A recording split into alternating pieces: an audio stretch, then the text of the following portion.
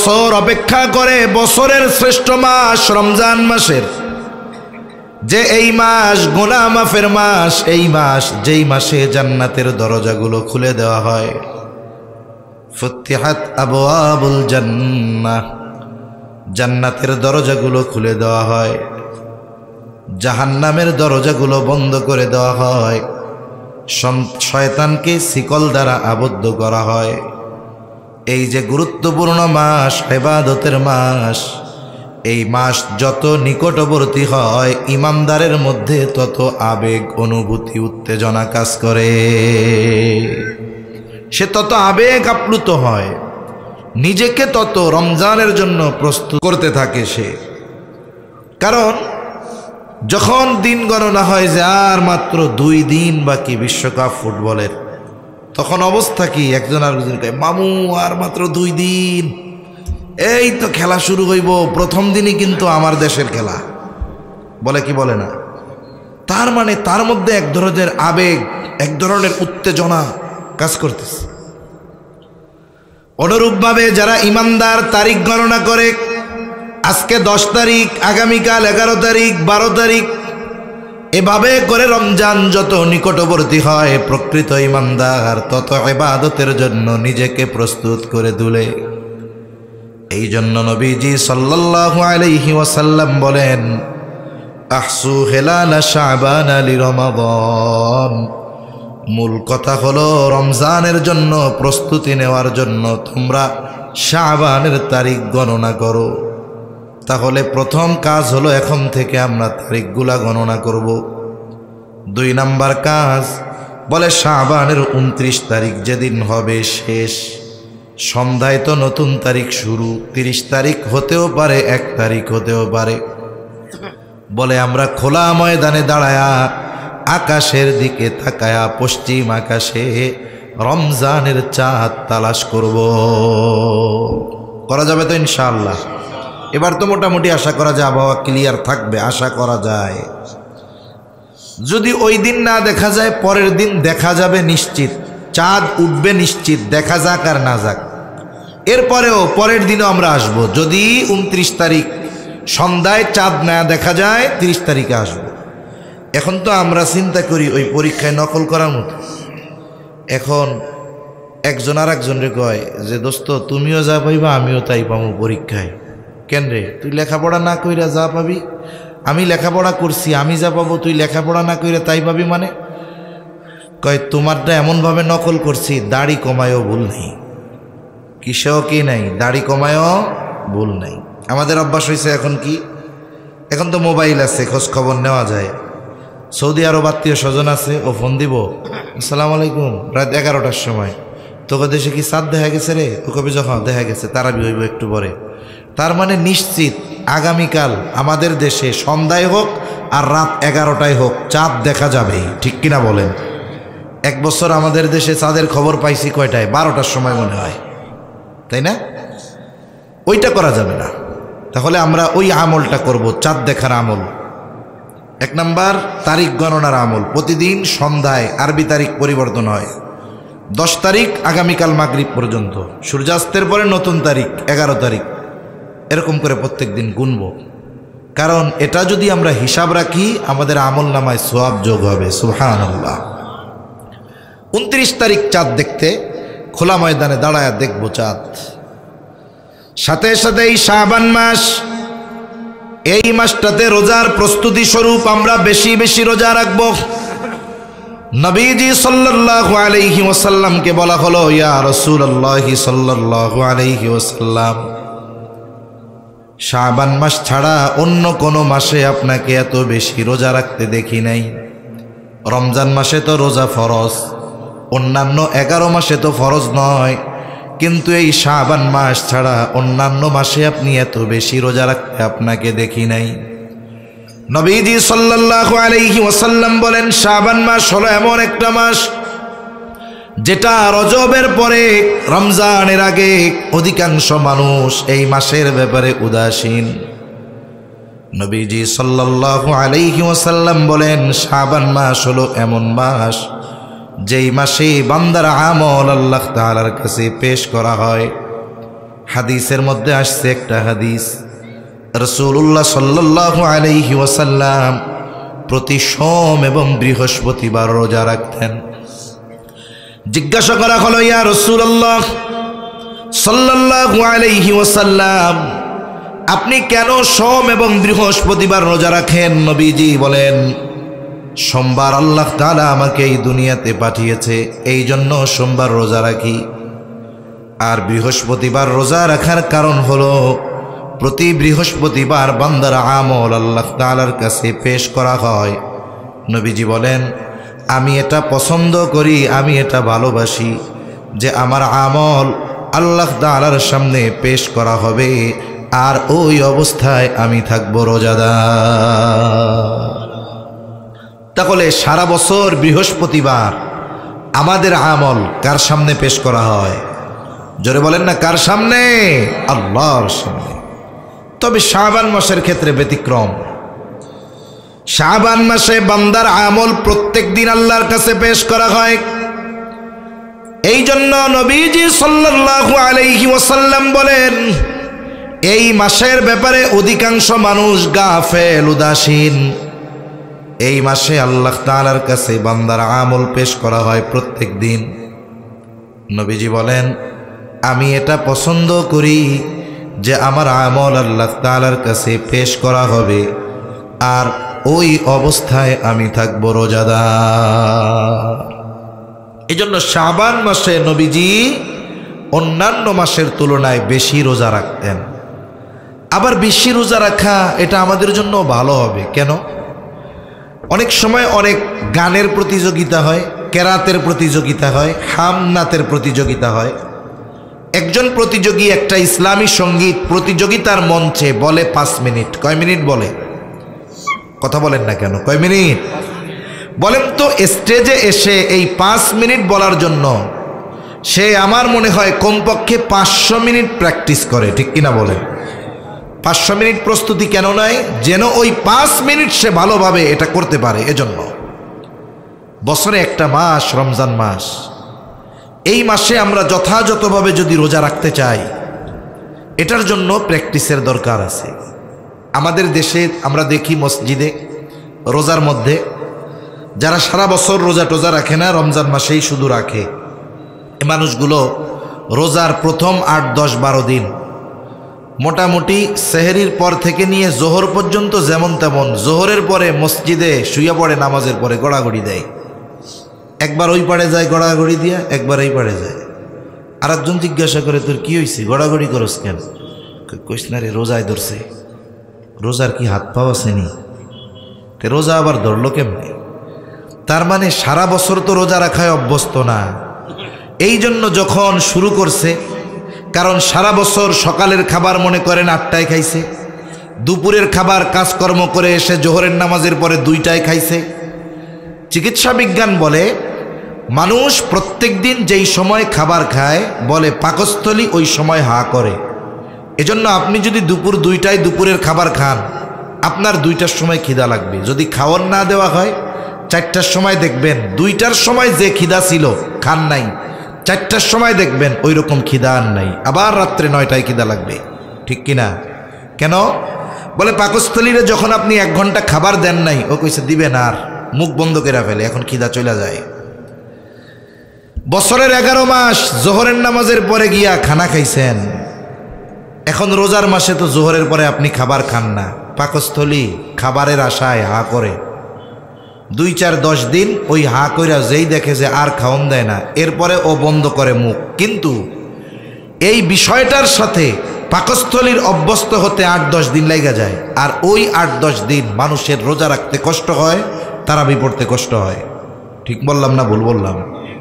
এখন আপনি যদি শাবান মাস থেকে রোজা রাখায় অভ্যস্ত হন, অথবা সারা বছর যেই সুন্নাহ রোজাগুলো আছে, নফল রোজাগুলো আছে, যেমন সপ্তাহে 2 দিন, প্রতি চন্দ্র মাসের 13, 14, 15 তারিখ, এই তারিখগুলোয় যারা সারা বছর রোজা রাখে, শাবানে রোজা রাখে, ওদের সাথে পাকস্থলীর একটা পরিচয় হয়ে যায় যে এই বেটা প্রত্যেক দিন দুপুরে খায় না, মাঝে মধ্যে দুপুরে খাওয়া বাদ দেয়। তার মানে ওই ব্যক্তি যে সারা বছর এই নফল রোজাগুলা রাখছে, রোজার সময় তার রোজা রাখতে কষ্ট হয় না। এজন্য আমরা যদি রোজার মাসে সুস্থতার সাথে প্রাণবন্ততার সাথে রোজা রাখতে চাই, শাবান মাসের এখনো 10 তারিখ, আজকে আরও অনেক দিন আছে, আমরা রোজা রাখায় অভ্যস্ত হব তো ইনশাআল্লাহ? হব। আল্লাহ তৌফিক দান করেন বলি আমিন। সাথে সাথে দোয়া করব। রজব মাস তো চলেই গেল, নবীজি রজব মাস যখন আসতো নবীজি দোয়া করতেন, আল্লাহুম্মা বারিক লানা ফি রজব ওয়া শাবান ওয়া বাল্লিগনা রমাদান। দোয়া করতেন, আল্লাহ আপনি আমাদেরকে রজব এবং শাবানের বরকত দান করেন, ওয়া বাল্লিগনা রমাদান, আমাদেরকে আপনি রমজান পর্যন্ত পৌঁছায়া দেন। আমরা এই দোয়া আল্লাহর কাছে করব, করা যাবে তো ইনশাআল্লাহ। এরপরে আর একটা বিষয় নিয়ে বলার দরকার, হয়তো আপনাদের সম্মানিত খতিব সাহেব আলোচনা করেছেন, এরপরেও আমরা বলি। দেখুন, এই যে রজব শাবান মাসে মধ্যবর্তী তারিখ, যেটা আমাদের পরিভাষায় আমরা বলি শবে বারাত। আমরা কি বলি? শবে বারাত। কিছু ভাই বলা শুরু করবে যে শবে বারাত হাদিসে নাই, আমিও বলি হাদিসে নাই। আচ্ছা, আমাদেরকে যদি কেউ বলে শবে বরাত হাদিসে নাই, যার জ্ঞান কম, সে বলে তাই নাকি, হাদিসে নাই, তাহলে তো এটা বেদাত। ওই ব্যক্তিরাই যদি বলে নামাজও হাদিসে নাই, এই কথা যে বলবে তারে আস্ত রাখবে না, পিটাবে না?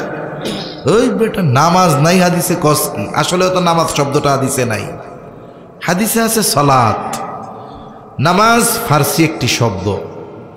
যদি কেউ বলে রোজা হাদিসে নাই, কোরআনে নাই রোজা, পিটাইয়া ওর হাড্ডি খুলে দিবে, বেড়াই রোজা নাই কোরআন হাদিসে। আসলেও তো রোজা শব্দ কোরআন হাদিসে নাই, কোরআন হাদিসে আছে সিয়াম। আমাদের প্রথমত উচিত আমাদের এই দ্বীনি পরিভাষাগুলো আরবি ব্যবহার করা, এটা উচিত। নামাজের ক্ষেত্রে সালাত বলা উচিত, রোজার ক্ষেত্রে সিয়াম বলা উচিত। এখন এই শবে বরাত আসলেও হাদিসে নাই, কারণ সব এটা ফার্সি শব্দ, অর্থ রজনী, বারাত। বারাত বলে অর্থ মুক্তি। অনেকে বলে শবে বরাত মানে ভাগ্য রজনী, না না, শবে বরাত মানে হলো সব মানে রাত, বরাত মানে মুক্তি, তার মানে মুক্তির রজনী। কিসের রজনী? কিসের রজনী? জোরে বলেন। মুক্তির রজনী। এই রাতের ফজিলত একাধিক হাদিস দ্বারা প্রমাণিত। কমপক্ষে 8 জন সাহাবী থেকে শবে বরাত, এই রাতটার নাম হাদিসে বলা হয়েছে লাইলাতুন নিসফি মিন শাবান, শাবানের মধ্যবর্তী রাত। এটারে আমরা শবে বরাত করি আর কি। এখন দেখুন, শবে বরাত বা লাইলাতুন নিসফি মিন শাবান, এই রজনীর ফজিলতের কথা কমপক্ষে 8 জন সাহাবী থেকে বর্ণিত।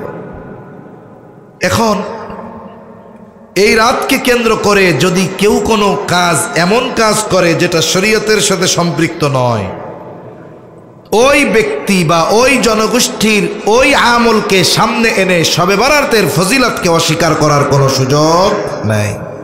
আপনার মাথা ব্যথা হয়েছে, এই জন্য মাথা ব্যথায় এক কাম করবেন, মাথা কেটে ফেলাবেন। কথা বুঝেন নাই মনে হয়। মাথা যদি ব্যথা হয়, মাথা কি কেটে ফেলবেন? কি করবেন? ওষুধ খাবেন, ট্রিটমেন্ট করবেন, প্রয়োজনে চেক আপ করাবেন, কেন বারবার মাথা ব্যথা হচ্ছে। একটা ফজিলতময় রজনী নিয়ে একদল মানুষ বেদাতে লিপ্ত হচ্ছে, এটা বাস্তব মানতে হবে। এখন তাদের এই বেদাতের কারণে হাদিস দ্বারা প্রমাণিত এই ফজিলতময় রজনীর ফজিলতকে অস্বীকার করার কোনো সুযোগ নাই। এজন্য এই রাতে আমরা ইবাদত করব। রাসূলুল্লাহ সাল্লাল্লাহু আলাইহি ওয়াসাল্লাম বলেন, ইন্নাল্লাহা লা ইয়াত্তালিউ ফি লাইলাতিন নিসফি মিন শাবান ফায়াগফিরু লিজামিই খালকিহি ইল্লা লিমুশরিকিন আও মুশাহিনিন। নবীজি সাল্লাল্লাহু আলাইহি ওয়াসাল্লাম বলেন, শাবানের এই মধ্যবর্তী রজনীতে আল্লাহ তাআলা বান্দার দিকে বিশেষ নজর দেন। আল্লাহ তাআলা এই রজনীতে ফায়াগফিরু লিজামিই খালকিহি, তার সমগ্র সৃষ্টিকে আল্লাহ তাআলা মাফ করে দেয়, গুনাহ থেকে মুক্তি দিয়ে দেয়। ইল্লা লিমুশরিকিন আও মুশাহিনিন, নবীজি বলেন যারা শিরিক করে এবং অন্তরে হিংসা বিদ্বেষ লালন করে, তারা ছাড়া যারাই আল্লাহ তাআলার কাছে ক্ষমা চায় ইমানদার, ওই সমস্ত ইমানদারদেরকে মাফ যিনি করে দেন তিনি কে? এজন্য এই রজনীতে আমরা লাইটিং, আলোকসজ্জা, পটকাবাজি, রুটি বানানো, সাধারণভাবে তো রুটি বানানো কোনো গুনার কাজ না। কেউ যদি মনে করে এই রাত্রে রুটি বানাইলে অনেক সওয়াব হবে, তাহলে তো গুনার কাজ হয়ে গেল। এজন্য আপনি যদি রুটি বানাই আর একজনকে খাওয়াইতে চান, পরের দিন তো এমনিই শাবানের 15 তারিখ, এমনিই তো নবীজি সাল্লাল্লাহু আলাইহি ওয়াসাল্লাম 13, 14, 15 রোজা রাখার কথা বলছেন। রোজা রাখেন, ওই 14তম দিবাগত রাত ইবাদতের মাধ্যমে কাটান, পরের দিন সারাদিন রুটি আর হালুয়া বানাইয়ে সবাইরে ইফতার করাইয়েন। কিন্তু আমাদের দেশের মা বোনেরা বোঝে না, এনরা বাদও দিতে চায় না, কয় এই রাত্রেই রুটি বানাইতে হবে, এই রাত্রেই পাবলিকরে খাওয়াইতে হইব, নইলে কাম হইব না। লাস্টে কি রুটি মুটি বানাইয়ে ক্লান্ত, এবাদতে খবর নাই, ঘুমায় যায়, আয় ফজরে হয়ে গেছে, কাম তো শেষ। এজন্য এ রাত আমরা ইবাদতের মাধ্যমে অতিবাহিত করব ইনশাআল্লাহ বলেন। এজন্য কি কথা বললাম যে শবে বারাত এটা হাদিস দ্বারা প্রমাণিত ফজিলতময় এক রজনী, এটা নিয়ে মাত্রাতিরিক্ত বাড়াবাড়ির কোনো সুযোগ নাই। অনুরূপভাবে একেবারে এটার ফজিলতকে অস্বীকার করারও কোনো সুযোগ নাই। আল্লাহ বুঝবার তৌফিক দান করেন, বলি আমিন। এবার আমি আমার মূল আয়াত যেটা তিলাওয়াত করেছি, এই আয়াতের আলোচনার দিকে যাই। আমরা যদি একটু খেয়াল দিয়ে শুনি, আমি বেশি দীর্ঘ আলোচনা করব না, অনেক লম্বা আলোচনা আমি করতে পারি না, কারণ আমি অনেক মজার মজার গল্প পারি না। তো কারণ লম্বা আলোচনা করতে গেলে মজার মজার গল্প দরকার। এখন আমি কোরআন সুন্নাহ থেকে কিছু কথা আপনাদের সাথে আলোচনা করব, কোরআন সুন্নাহর আলোকে বাস্তবিক সমাজ পরিস্থিতি নিয়ে কিছু কথা আপনারা খেয়াল দিয়ে শুনবেন। বয়ানের শেষে আমি 3টা প্রশ্ন করব আমার আলোচনার মধ্য থেকে, এবং যারা জবাব দিবে তাদের জন্য আমার পক্ষ থেকে পুরস্কারের ব্যবস্থা থাকবে ইনশাআল্লাহ। যারা খেয়াল দিয়ে শুনবেন আশা করা যায় বুঝতে পারবেন। আবার অনেকের আমি বুদ্ধিও শিখাই দিই। কাগজ কলম যার কাছে আছে আপনি আপনার হাতে ওইটা রাখবেন। স্বাভাবিক কোন কোন পয়েন্টগুলো প্রশ্ন আকারে সামনে আসতে পারে এটা বোঝা যায়। আপনি পয়েন্টগুলো লিখে রাখলেন, তাহলে আপনারে জিজ্ঞাসা করার সাথে সাথে আপনি জবাব দিয়ে দিতে পারবেন ইনশাআল্লাহ। দেখি কার কতটুক মনোযোগ আছে আজকে দেখা যাবে। বগুড়ার কাহালুর মানুষ, উত্তরবঙ্গের 2 জনপ্রিয় ওয়াইজের এলাকার মানুষ, এনারা খালি ওয়াজ শুনে না মনেও রাখে, আজকে বোঝা যাবে। প্রস্তুত আছেন তো ইনশাআল্লাহ? আমি যে আয়াতখানা আপনাদের খেদমতে তিলাওয়াত করেছি, উক্ত আয়াতে আল্লাহ তাআলা বলেন, মান আমিলা সালিহাম মিন যাকারিন আও উনসা ওয়া হুয়া মুমিন ফালানুহইয়ান্নাহু হায়াতান তাইয়্যিবাহ وَلَنَجْزِيَنَّهُمْ أَجْرَهُمْ بِأَحْسَنِ مَا كَانُوا يَعْمَلُونَ। আল্লাহ রাব্বুল আলামিন বলেন, মান আমিলা সালিহাম মিন যাকারিন আও উনসা, যে নারী অথবা পুরুষ আমলে সালেহ করে, ওয়া হুয়া মুমিন, আর সে মুমিন।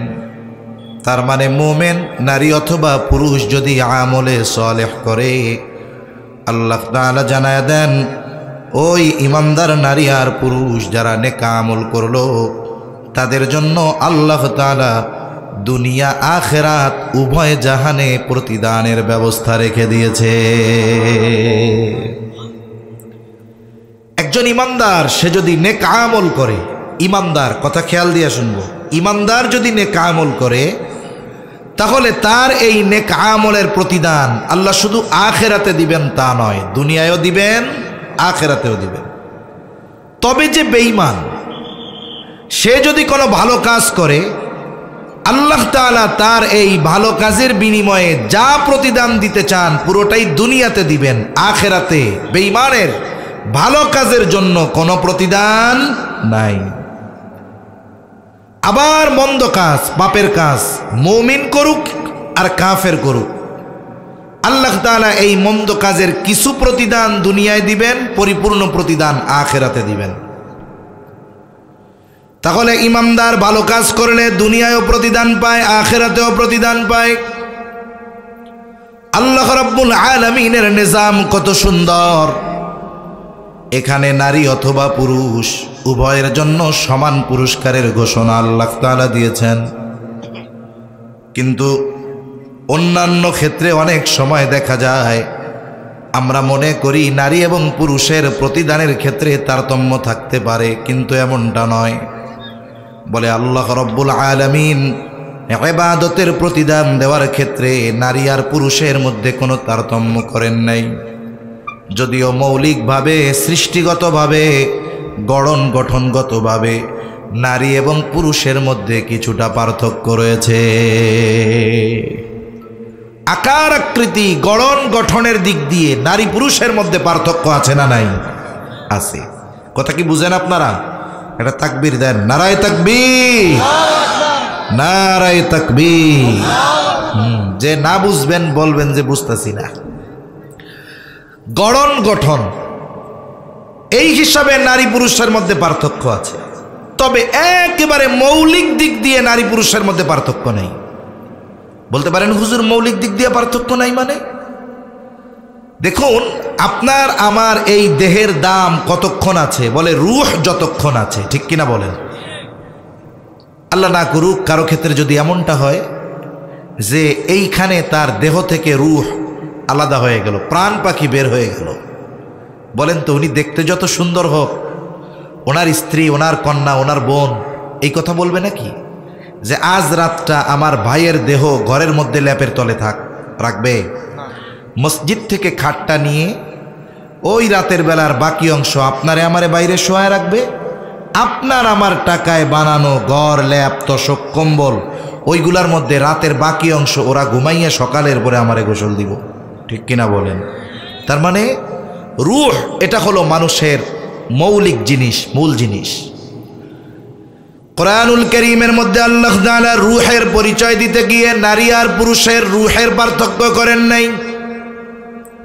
আবার দেখুন আল্লাহ তাআলা নারী আর পুরুষ দুইজনের মাধ্যমে দুনিয়াব্যাপী বিস্তৃতি ঘটিয়েছেন, কিন্তু রূহ আল্লাহ তাআলা একজন থেকে বের করেছেন। রূহের পরিচয় আল্লাহ তাআলা কোরআনুল কারীমের মধ্যে দিয়েছেন। কাফেররা যখন নবীজি সাল্লাল্লাহু আলাইহি ওয়াসাল্লামকে জিজ্ঞাসা করতেছে রূহ কি জিনিস, লম্বা ঘটনা আছে, ওই দিকে যাওয়ার সময় নেই। আল্লাহ রাব্বুল আলামিন কাফেরদের এই প্রশ্নের জবাব দিয়ে জানায় দেন, ওয়ায়াসআলুনাকা আনির রূহ কুলির রূহু মিন আমরি রাব্বি ওয়া মা উতীতুম মিনাল ইলমি ইল্লা কলিলা। আল্লাহ রাব্বুল আলামিন বলেন, তারা আপনাকে জিজ্ঞাসা করে, আপনার কাছে জানতে চায় রূহ কি জিনিস। আপনি বলে দেন, কুলির রূহু মিন আমরি রব্বি, রূহ হলো আমার রবের আদেশ, আমার রবের প্রত্যাদেশ। তাহলে দেখুন রূহ দেখতে কেমন, রংটা কেমন, ওজন কেমন, আকার কেমন, বলেন তো এটা নির্ণয় করার যোগ্যতা দুনিয়ার কোনো মানুষের আছে নাকি? এজন্যই আল্লাহ তাআলা এর পর কি বলেন, ওয়ামা উতীতুম মিনাল ইলমি ইল্লা কলিলা। আল্লাহ তাআলা বলেন, তোমাদেরকে অতি সামান্য জ্ঞান দেওয়া হয়েছে। মানুষের জ্ঞান কতটুকু একটু বলবো? জোরে বলেন, বলবো? কোরআনুল কারীমের মধ্যে শিক্ষা সফরের ঘটনা আছে। আমাদের দেশে অধিকাংশ সময় স্কুল থেকে, কলেজ থেকে, ইউনিভার্সিটি থেকে শিক্ষা সফরে যাওয়া হয়। আমরাও দেশের বিভিন্ন প্রান্তে যাওয়ার সুবাদে দেখি ছেলেমেয়েরা, যুবক যুবতীরা দলে দলে শিক্ষা সফরে যায়। যদিও এটার নাম শিক্ষা সফর, বলে ওই সফরগুলার মধ্যে কোনো সুশিক্ষা নাই, বরং ওই সফরগুলার মধ্যে কুশিক্ষার সফরে ভরা। যুবক যুবতী এদেরকে এদের মা বাবা, অভিভাবক সাথে না এসে যুবতী মেয়েকে পাঠায় দিছে 5 দিনের জন্য কক্সবাজার। ওই জায়গায় কি শিখবে এটা কি বলা লাগে? মূল শিক্ষা সফর হলো দাওয়াত ও তাবলীগের সফর, হজের সফর, উমরার সফর, দিন শিক্ষার জন্য সফর। এটা আসল সফর, শিক্ষা সফর। কোরআনুল কারীমের মধ্যে শিক্ষা সফর আছে হযরত মূসা আর খিজির আলাইহিস সালাম দুইজনের শিক্ষা সফরের ঘটনা আছে। মূসা আলাইহিস সালাম রে আল্লাহ পাঠাইছেন খিজির আলাইহিস সালামের কাছে। মূসা আলাইহিস সালাম খিজির আলাইহিস সালামের কাছে গেলেন, একসাথে সফর করতে চাইলেন। অপর দিক দিয়া আল্লাহ খিজির আলাইহিস সালাম রে জানায়া দিছে, খিজির তোমার কাছে আমার নবী মূসা রে পাঠাইলাম আলাইহিস সালাতু ওয়াস সালাম। কেন পাঠাইছেন? খিজির আলাইহিস সালাম রে আল্লাহ জানাইছেন। এবার দুইজনের সফর শুরু হলো।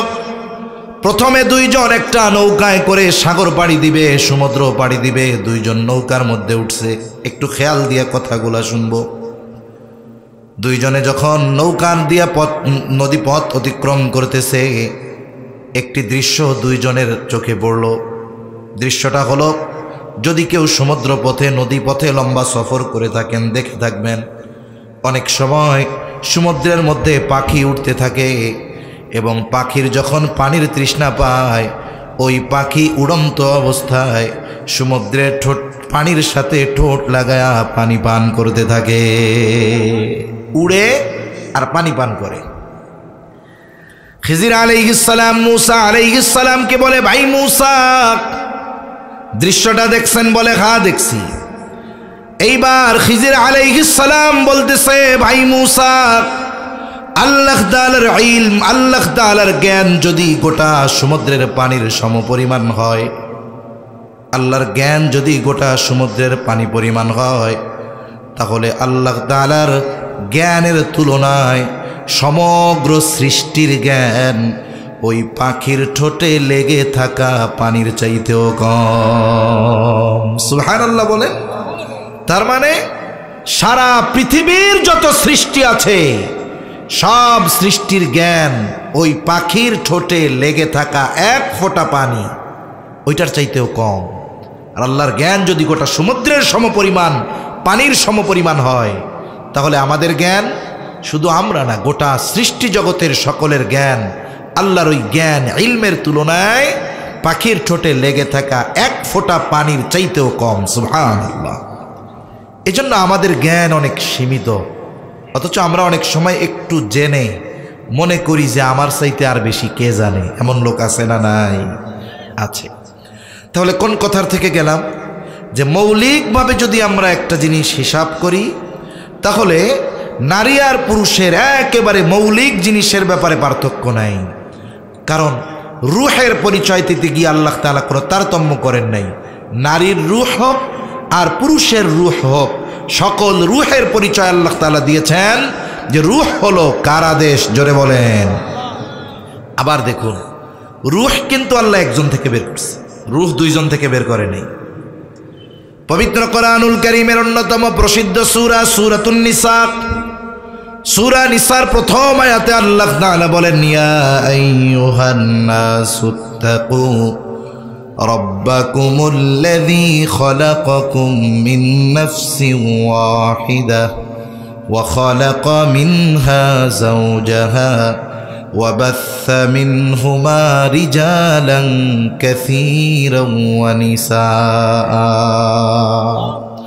আল্লাহ রাব্বুল আলামিন বলেন, হে মানব সম্প্রদায়, ইত্তাকু রাব্বাকুম, তোমরা তোমাদের রবকে ভয় করো।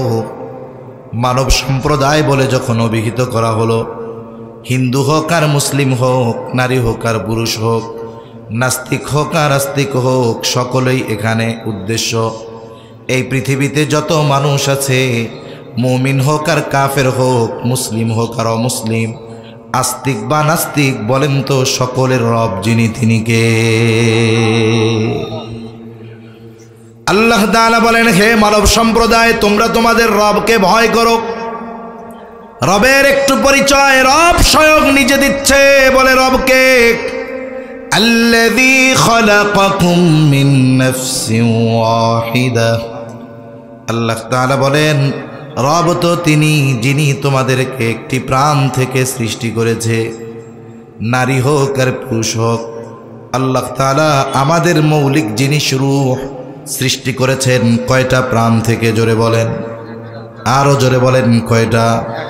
হাদিসের মধ্যে আসছে, নবীজি সাল্লাল্লাহু আলাইহি ওয়াসাল্লাম বলেন, আল্লাহ রাব্বুল আলামিন আদম আলাইহিস সালামের পৃষ্ঠদেশ তথা পিঠ থেকে কিয়ামত পর্যন্ত যত মানুষ আসবে, যত মানুষ আছে, যত মানুষ দুনিয়া থেকে চলে গেছে, আল্লাহ তাআলা সকলের রূহ আদম আলাইহিস সালামের পৃষ্ঠদেশ থেকে বের করেছে। এরপর আল্লাহ তাআলা বলেন, এই যে নারী পুরুষের গড়ন গঠন আকার আকৃতি কেমনে হইল, আল্লাহ তাআলা এরপর বলেন, وَخَلَقَ مِنْهَا زَوْجَهَا وَبَثَّ مِنْهُمَا رِجَالًا كَثِيرًا وَنِسَاءً। আল্লাহ তাআলা বলেন, এরপর তিনি তার থেকে তার জোড়া বের করেছেন। وَخَلَقَ مِنْهَا زَوْجَهَا, এবার হলো দুইজন স্বামী আর স্ত্রী। এই দুইজনের মাধ্যমে আল্লাহ কি করলেন, وَبَثَّ مِنْهُمَا রিজালান কাসীরান ওয়া নিসাআ। এই দুইজনের মাধ্যমে আল্লাহ তাআলা গোটা পৃথিবীব্যাপী নারী পুরুষের বিস্তার ঘটিয়েছেন। সুবহানাল্লাহ বলেন। তাহলে আমাদের মৌলিক জিনিস কি বলেন? রূহ। মূল জিনিস কি? রূহ আল্লাহ বের করছেন কয়জন থেকে? একজন থেকে। এজন্য যদি একেবারে আমাদের মৌলিক বিষয়টা হিসাব করি তাহলে নারী পুরুষের মধ্যে তারতম্য নেই। কথা বোঝা গেছে আশা করি। কিন্তু গড়ন গঠনের দিক দিয়ে আল্লাহ তাআলা নারী আর পুরুষ এ দুটো আল্লাহ সৃষ্টি করেছেন। এরপরে আল্লাহ তাআলা নারীর মধ্যে রূহ দিয়েছেন, পুরুষের মধ্যে রূহ দিয়েছেন। গড়ন গঠনগত নারী পুরুষের পার্থক্য কি এটা আমরা বুঝি। আল্লাহ তাআলা নারীর শারীরিক অবয়ব আকৃতি কেমন দিয়েছেন এটা আমরা জানি, পুরুষেরটাও জানি। এখন শরীয়তের হুকুমগত দিক দিয়ে নারী পুরুষের মধ্যে পার্থক্য এটা সামান্য। এক নম্বর, শরীয়তের নারী যখন প্রাপ্তবয়স্ক হয়ে যায়, সে যদি সুস্থ থাকে, সন্তান ধারণের সময়গুলো এবং সন্তান প্রসবকালীন পরবর্তী কিছু সময়কাল ছাড়া একটা মেয়ে যখন নারী যখন প্রাপ্তবয়স্ক হয়ে যায়, ওই সময় থেকে নিয়ে 50-55 বছর পর্যন্ত প্রতি মাসে 3 থেকে 10 দিন তার একটা অসুস্থতা থাকে। আল্লাহ তাআলা এই অসুস্থতাকালীন সময় আল্লাহ রব্বুল আলামিন তার জন্য নামাজকে আল্লাহ তাআলা মাফ করে দিয়েছে। এই সময়গুলোতে যদি তার নামাজ ছুটে যায় তাহলে এটা আর কাজা করা লাগবে না। কিন্তু রোজার ক্ষেত্রে যদি সেই সময় অসুস্থ হয়ে যায় তাহলে সে এই সময়ের রোজাগুলো পরবর্তীতে কাজা আদায় করলে হয়ে যাবে। নারী আর পুরুষের মধ্যে যেই পার্থক্যটা নিয়ে সবচাইতে বেশি বিষোদগার করে ইসলাম বিদ্বেষীরা, সেটা হলো সম্পদ বন্টন। ইসলাম নারী আর পুরুষের মধ্যে সম্পদ বন্টনের যেই রীতিনীতি নির্ধারণ করেছে, এটা নিয়ে ইসলাম বিদ্বেষীরা সবচাইতে বেশি ইসলামের উপরে আঘাত হানতে চায়। তারা কি বলতে চায়? তারা বলতে চায় যে আল্লাহ তাআলা পুরুষদেরকে সম্পদ বেশি দিয়েছেন, নারীদের কম দিয়েছেন। নাউজুবিল্লাহ। কিন্তু ইমাম আবু হানিফা রাহমাতুল্লাহি আলাইহি বলেন, যদি বাস্তবেই পরিপূর্ণ যুক্তির উপরে নির্ভর করা হতো তাহলে নারীদের সম্পদ এত দেওয়া তো উচিত ছিল না। এটা তো যুক্তির দৃষ্টিকোণ থেকে। এজন্য যারা বলে নারীদেরকে ইসলাম ঠকিয়েছে তারা আসলে জ্ঞানের কমতির কারণে বলে। দেখুন, একজনের বেতন হলো 25,000 টাকা। কত হাজার? আর একজনের 50,000। বলেন তো 50,000 বেশি না 25,000 বেশি? দেখা গেল যিনি 50,000 পান, ওনার মাস শেষে 50,000 খরচ হয়ে কোনো মাসে আরও মানুষের কাছ থেকে কর্জ করা লাগে। কিন্তু যিনি 25,000 পান, ওনার 15,000 টাকায় খরচ কমপ্লিট, বছর শেষে ওনার আরও 1,20,000 টাকা ডানে থাকে। বলেন তো বছর শেষে আসল লাভবান কে, 25ওয়ালা না 50ওয়ালা? কেন? বলে উনি পান যা, ওই পরিমাণ খরচ ওনার নাই। আপনি শরিয়াতে এমন একটা খাত দেখাতে পারবেন না যেই জায়গায় নারীকে আদেশ করা হয়েছে তুমি ব্যয় করো, নারীকে খরচ করার আদেশ দেওয়া হয়েছে, এরকম একটা খাত দেখাতে পারবেন না। জাকাতের খাত ছাড়া, সাদাকাতুল ফিতির ছাড়া। এগুলো তো সে সম্পদের মালিক হলে ওইখান থেকে দিবে, ওটা ভিন্ন। কিন্তু আমি কই, যেই স্ত্রী সাহেবে মাল হয়, জাকাত দেওয়ার নেশাব পরিমাণ মালের মালিক হয়, ওই স্ত্রীর জাকাত স্ত্রীর টাকা দিয়া দেয় না, ও স্বামীরটা নিয়েই দেয়, ঠিক কিনা কন? ওইটাও স্বামী দিয়া দেয়। আপনি যদি সার্বিক দৃষ্টিকোণ থেকে খেয়াল করেন, আল্লাহ নারীকে জিতিয়েছেন। আর যারা বলতে চায় ইসলাম ঠকিয়েছে, তারা ইসলাম পূর্ববর্তীকালীন সময়ে নারীর অবস্থা সম্পর্কে হয়তো জানে না। কারণ ইসলামই তো নারীর অধিকার প্রতিষ্ঠা করেছে। ইসলামী পিতার সম্পদের মধ্যে সন্তানের, মেয়ে সন্তানের হক সাব্যস্ত করেছে। ইসলাম পূর্বকালীন সময় একটা নারী বেঁচে থাকারই তো অধিকার তার ছিল না। অথচ ইসলাম কন্যা সন্তান হওয়াকে সুসংবাদ বলে অভিহিত করেছে। অথচ ইসলাম পূর্বকালীন সময় যখন তাদেরকে এই কন্যা সংবাদের সুসংবাদ দেওয়া হতো, জাহেলিয়াতের সময় অবস্থা কি হতো আল্লাহ তাআলা বলেন, ওয়া ইযা বুশিরা আহাদুহুম বিল উনসা যাল্লা ওয়াজহুহু মুসওয়াদ্দান ওয়া হুয়া কাযীব। আল্লাহ রাব্বুল আলামিন বলেন, যখন তাদেরকে কন্যা সংবাদের সুসংবাদ দেওয়া হতো, বিল উনসা যাল্লা ওয়াজহুহু, তাদের চেহারাটা কালা হয়ে যাইত। শুধু তাই না, তাদের চেহারা তো কালো হয়ে যাইত, ওরা একেবারে হীন মনস্কা হয়ে যাইত। মানুষের সামনে চেহারা দেখানো লজ্জার কারণ মনে করত। যতক্ষণ না ওই কন্যা সন্তানকে তারা জীবন্ত দাফন না করতে পারত, ততক্ষণ পর্যন্ত তারা অন্তরের মধ্যে শান্তি অনুভব করত না। বাইতুল্লাহর পাশে এখনো জায়গাটা সংরক্ষিত আছে, ঘিরে রাখা হয়েছে। পশ্চিম পাশে বাইতুল্লাহর ওই জায়গায় জাহেলিয়াতের সময় জীবন্ত কন্যাদের দাফন করা হতো, পুঁতে ফেলা হইত। অথচ ইসলাম কন্যা সন্তান হওয়াকে সুসংবাদ বলে অভিহিত করেছে। সুবহানাল্লাহ বলেন। রাসূল আকরাম সাল্লাল্লাহু আলাইহি ওয়াসাল্লাম জানিয়ে দেন, মান আলা জারিয়াতাইন, যার দুইটা কন্যা সন্তান হলো আর সে ওই দুই কন্যা সন্তানের কষ্ট সহ্য করলো, তার মানে তাদেরকে বড় বানালো, খাওয়ালো, পড়ালো, দিন শেখালো, এরপরে ওই দুই কন্যাকে দুইটা দিনদার পাত্রের সাথে বিবাহ দিয়ে দিল, নবীজি বলেন, আমি আর ওই সন্তানের অভিভাবক, ওই কন্যার অভিভাবক জান্নাতের মধ্যে পাশাপাশি অবস্থান করব। নবীজি সুসংবাদ দিয়েছেন। এখানে দুটো সুসংবাদ আছে। একটা হলো, দুই কন্যাকে যদি এইভাবে লালন পালন করা যায়, সে জান্নাতে যাবে। শুধু জান্নাতে যাবে তা নয়, বরং সে জান্নাতে গিয়ে নবীজির সাথে অবস্থান করতে পারবে। সুবহানাল্লাহ বলেন। এজন্য কন্যা সন্তান হইলে বেজার হবেন? আরে এখনো তো এই সভ্য সমাজেও তো মেয়ে হইলে বেজার হয়। আরে ছেলের ঘরে মেয়ে হইছে, বেজার হবে দাদা, দাদিও বেজার হয়। আরে উনিও যে মহিলা, উনি এটা চিন্তা করে না। উনি তো কমপক্ষে খুশি হওয়ার দরকার ছিল যে আমার দলের একজন বাড়ছে, তা উনিও বেজার হয়। এটা ঠিক নয়। তিরমিজির একাধিক হাদিস আছে, তিরমিজি শরীফের মধ্যে ধারাবাহিকভাবে অনেকগুলো হাদিস। যার তিনটা কন্যা আছে অথবা তিনটা ভগ্নী আছে, বোন আছে, বাবা নাই, এই ভাই ওই তিন বোনকে লেখাপড়া শেখালো, খাওয়ালো, পড়ালো, বড় করলো, অথবা বাবা তিন কন্যাকে লেখাপড়া শিখাইলো, খাওয়াইলো, বড় বানাইলো, দিন শেখালো, তিনটা দিনদার পাত্রের সাথে বিবাহ দিয়ে দিল। বলে এই কন্যাগুলো কিয়ামতের দিন তাদের জন্য জাহান্নাম থেকে অন্তরায় হয়ে যাবে।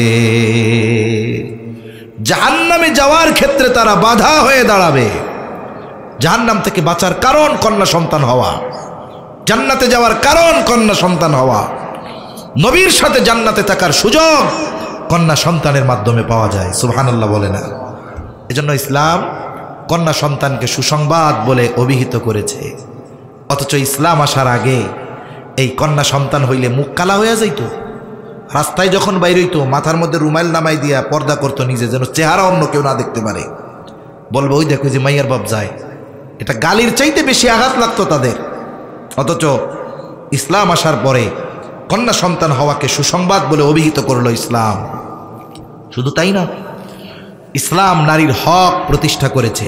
কন্যা হিসাবে, স্ত্রী হিসাবে, মা হিসাবে, বোন হিসাবে, একজন নারী হিসাবে ইসলাম নারীর অধিকার যেভাবে প্রতিষ্ঠা করেছে এই পৃথিবীর অন্য করতে পারে নাই। ঠিক কিনা বলেন? এজন্য ইসলাম বিদ্বেষীদের এই কথাগুলো শুনে হীনমনস্ক হওয়া যাবে না। দেখুন, কন্যার হক এটা শুরু হয় তো পিতার ঘর থেকে নিয়েই। প্রথমে সুসংবাদ বলে অভিহিত করা হলো, এরপরে এই কন্যার অনেক পরিচয় হয়। প্রথমে সে কারো কন্যা থাকে, এরপরে কারো না কারো স্ত্রী হয়, এরপরে কারো না কারো মা হয়, ঠিক কিনা? যখন সে পিতার ঘরে থাকে কন্যা হিসাবে তার অধিকার কি পিতার কাছে? বলে এই কন্যার যতদিন বিবাহ না হবে ততদিন এই কন্যার সকল খরচ বহন করতে পিতা বাধ্য। বলে 20 বছর বয়স হয়েছে, মেয়ের বিবাহ হয় না, 22 বছর হয় না, 25 বছর হয়ে গেছে হয় না, 30 বছর হয়ে গেছে হয় না বিবাহ। বলে যতদিন বিবাহ না হবে কন্যার ততদিন ওই কন্যার সমস্ত খরচ বহন করতে তার পিতা বাধ্য। এখন আসেন ছেলের ক্ষেত্রে বাধ্য কতদিন? বলে ছেলের ক্ষেত্রে ছেলের খরচ চালাতে পিতা বাধ্য ততদিন। বলে সন্তান নাবালক থাকবে যতদিন। একটা ছেলে বালেগ হয়ে যাবার পর ওই ছেলের খরচ চালাতে পিতা কিন্তু বাধ্য নয়। এখন আসেন ইসলাম কি বলে, যে একটা ছেলে বালেগ হয় কখন? বালেগ হওয়ার সর্বশেষ সময়সীমা কত? আমাদের দেশের রাষ্ট্রীয় আইনে দেওয়া আছে 18 বছর। ওটা বাদ দেন, এক পাশে রাখেন। কোরআন হাদিস কি বলে আগে এটা দেখেন। নবীজি সাল্লাল্লাহু আলাইহি ওয়াসাল্লাম জানিয়ে দেন, আহাদ্দুল বুলুগ, বালেগ হওয়ার সর্বশেষ সময়সীমা হলো চন্দ্র হিসাবে 15 বছর, চাঁদের হিসাবে 15 বছর। তাহলে ইংরেজি হিসাবে কয় বছর? 14 বছর 7 মাস। 14 বছর 7 মাস বয়স হওয়ার পরে একটা ছেলেকে নাবালক বলার সুযোগ নাই। আগেও হইতে পারে, এখন 9 বছরেও হয়ে যায় বালেক। 10 বছর 11, 12, 13, 14, 14 বছর 7 মাসের পরে আর নাবালক বলার সুযোগ নাই। এখন 14 বছর 7 মাস বয়স ছেলের। এখন বাপ যদি বলে আজকে থেকে তোর স্কুলের বেতন, প্রাইভেটের বেতন কিছুই দিতে পারবো না, আগামীকাল থেকে আমারে তুই ইনকাম করে খাওয়াবি, বলেন তো এই কথা বলার অধিকার বাবার আছে না নাই? জোরে বলেন আছে না নাই? মেয়ের ক্ষেত্রে আছে না। বলে বিয়া যতদিন না হবে ততদিন তার খরচ চালাতে বাপ বাধ্য।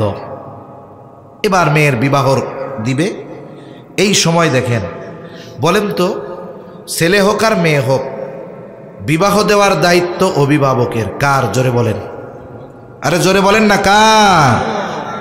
এখন আমাদের দেশে বাবা মেয়েকে বিবাহ দিয়ে দেয় ঠিক, কিন্তু ছেলেরে কয় বিয়া করার জন্য ইনকাম করে এরপরে বিয়া করবি, ঠিক কিনা?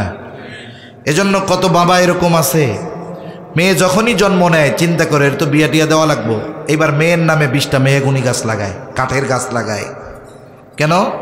বলে মেয়ের বয়স 15, 16, 17, 18 হইতে হইতে গাছগুলাও বড় হয়ে যাবে, ফাঁকা জায়গায় লাগাইছি, রোদও লাগবে, বাতাসও লাগবে।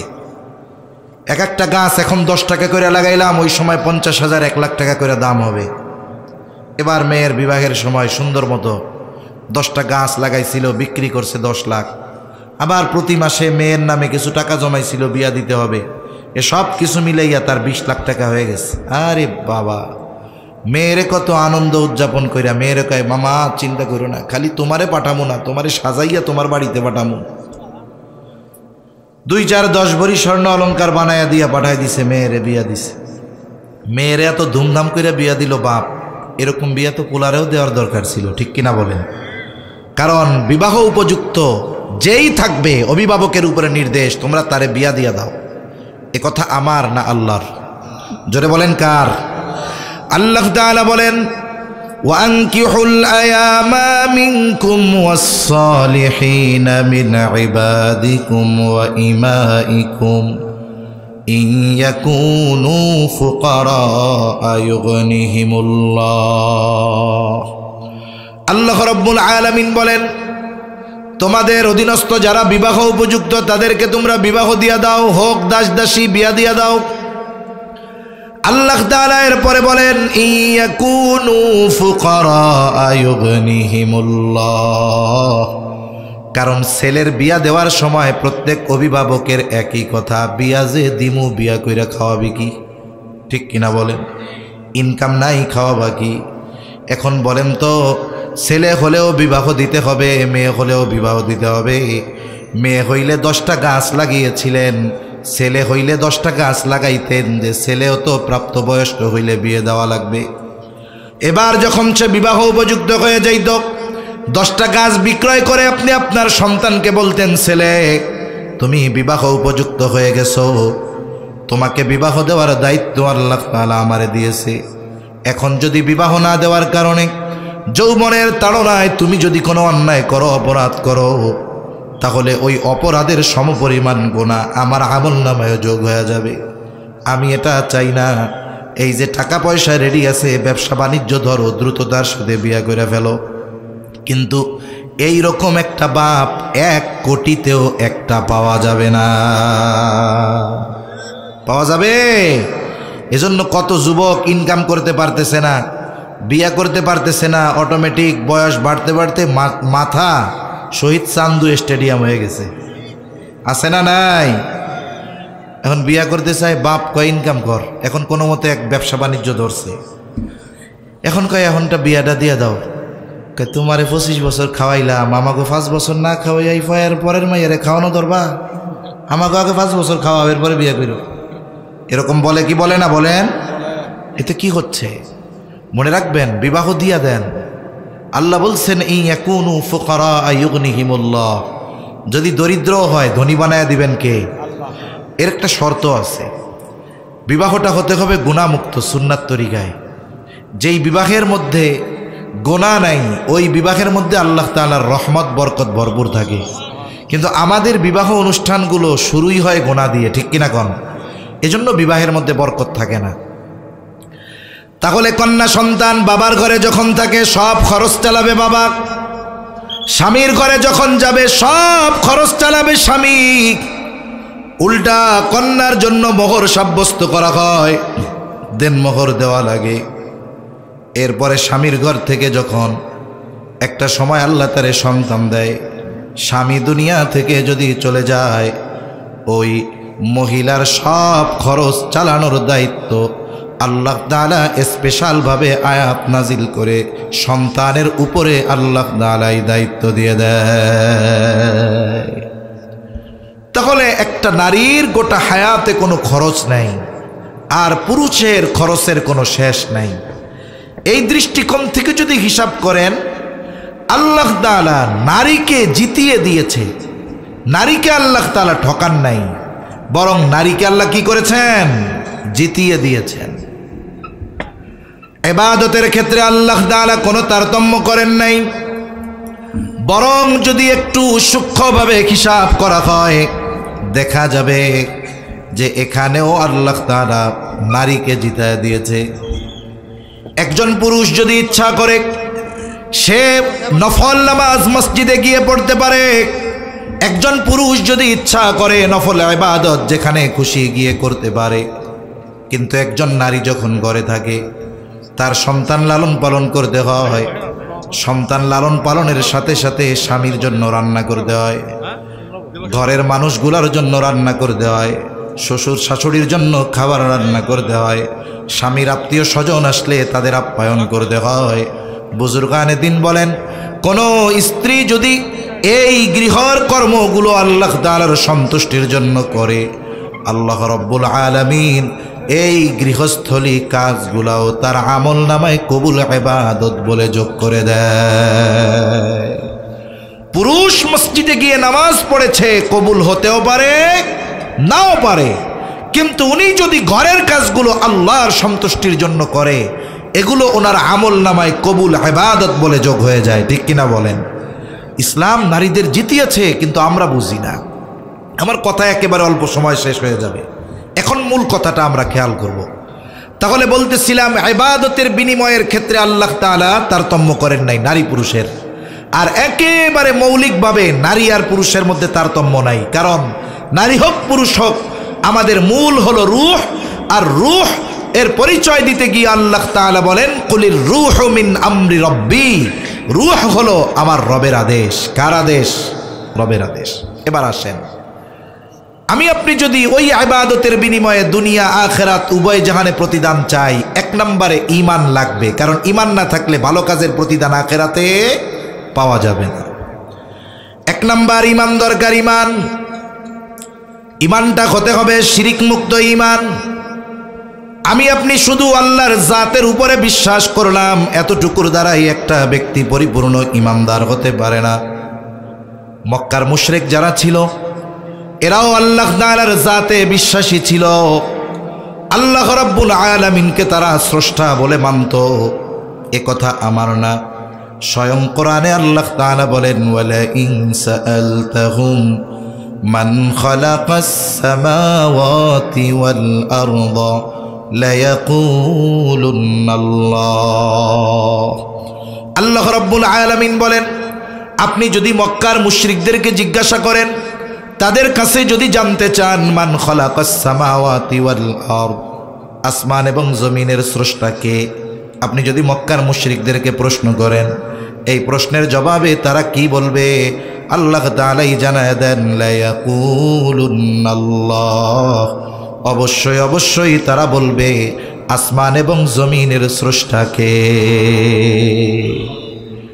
আল্লাহ তাআলা বলেন, ওয়ালা ইন সাআলতাহুম মান খালাকাহুম লায়াকুলুন্নাল্লাহ, আপনি যদি মক্কার মুশরিকদেরকে জিজ্ঞাসা করেন তাদেরকে কে সৃষ্টি করেছে, নাস্তিকদের মতো বলবে না এমনিই সৃষ্টি হয়ে গেছি, বরং তারা বলবে অবশ্যই অবশ্যই আমাদের স্রষ্টা আল্লাহ। আরও অনেক আয়াত আছে। তাহলে দেখুন, মক্কার মুশরিকরা যে আল্লাহর অস্তিত্বে বিশ্বাসী ছিল, এই বিশ্বাসের সাক্ষ্য দুনিয়ার কোনো মানুষ দেয় নাই, বরং এই সাক্ষ্য যিনি দিয়েছেন তিনি কে? আমাদের সমাজে, আমাদের এই উপমহাদেশে বিশেষ করে এই ধরনের বিশ্বাস স্থাপনকারী মানুষ অনেক আছে। এই বিশ্বাস স্থাপন করার পরেও কেন এরা জাহান্নামী, এই কথাটা অল্পতে একটা বুঝেন। একটা ছোট্ট গল্প শোনাই। বাংলাদেশের একটি বিভাগ সিলেটে শুয়ে আছেন হযরত শাহজালাল শাহপরান রহমাতুল্লাহি আলাইহি। তা একদিন শাহজালাল রহমাতুল্লাহি আলাইহির কবর জিয়ারতের জন্য গেছি। গভীর রাত, কারণ দিনের বেলা অনেক নারীরাও যায়, রাতের বেলা গ্যাদারিং কম। তা ঢুকলাম, ওইখানে ছোট্ট পুরাতন একটা মসজিদ আছে, পাশে নতুন মসজিদ, বড় মাদ্রাসাও আছে। ঢোকার সময় পশ্চিম দিক দিয়ে ঢুকে আবার ইউটার্ন নিয়ে পূর্ব দিকে আসতে হয়, এরপরে হাতের ডান পাশে ওখানে ঢুকলেই শাহজালাল রহমাতুল্লাহ আলাইহির কবর। যখন ওই পুরাতন মসজিদ পার হয়ে ঢুকতে যাওয়া হবে, সামনে কবরস্থান আছে, বাম পাশে খানিক জায়গা আছে। এক আল্লাহর বান্দা ওই জায়গায় নামাজ পড়তেছে। মসজিদ ছিল, উনি ওইখানে বাদ দিয়ে ওইখানে কেন পড়তেছে এটা উনিই জানে কোনো ফজিলত আছে কিনা। মনে রাখতে হবে, দুনিয়ার 3টা মসজিদ ছাড়া অন্য কোথাও নামাজ পড়লে আলাদা ফ্যাসিলিটি নাই। এখন উনি নামাজ পড়লেন। নামাজ আমরা কার জন্য পড়ি জোরে বলেন তো? নামাজ কেন পড়ি? শুধু 5 ওয়াক্ত নামাজ আল্লাহ আদেশ করেছেন এই জন্য পড়ি? না না, অনেক সময় আমরা নামাজ আমাদের জীবনের প্রয়োজনের জন্যও পড়ি। আল্লাহর কাছে আমার অনেক প্রয়োজন, আমি আল্লাহর কাছে নামাজের মাধ্যমে চাই, এটাকে বলে সালাতুল হাজাত। এটাকে কি বলে? সালাতুল হাজাত। এজন্য আমাদের জীবনে যদি কোনো কিছু প্রয়োজন হয়, আমরা দুনিয়ার কারো কাছে চাওয়ার আগে ওই বিষয়গুলো নামাজের মাধ্যমে যার কাছে চাবো তিনি কে? আরো জোরে বলেন না, কে? আল্লাহ। ওখানে নামাজ পড়ে ঢুকলেন, খেয়াল করলাম ওই ব্যক্তি আসছে। আমরা একটু কোরআন তিলাওয়াত করতেছি, দোয়া করে চলে যাব। ইতিমধ্যে রাতের বেলা তো আওয়াজ নাই, শুনশান নীরব। উনি কবরের পাশে, কবরের সাথে একটা দেয়ালের সাথে মাথা ঠুকাচ্ছে আর বলছে, বাবা আপনি চাইলে দিতে পারেন, আপনার ক্ষমতা আছে, আপনি চাইলে দিতে পারেন। আমার দিল বলে এটা বাস্তব। উনি এমন কিছু ওই কবরে বাসিন্দা যিনি তার কাছে চাচ্ছেন, বলেন তো ওই জিনিসটা মনে হয় আল্লাহর দেওয়ার ক্ষমতা নাই? জোরে বলেন, আছে না নাই? এই ব্যক্তি নামাজ পড়ে আসলো, তার মানে সে স্রষ্টা হিসাবে আল্লাহকে বিশ্বাস করে। এখন সে কবরওয়ালার কাছে এই বিশ্বাসের সাথে যদি চায় যে এটা আপনি দিতে পারেন, এ বিশ্বাস যদি করে, আল্লাহর কসম, ও যদি বলে আমার রব আল্লাহ, এ কথার কোনো দাম নেই।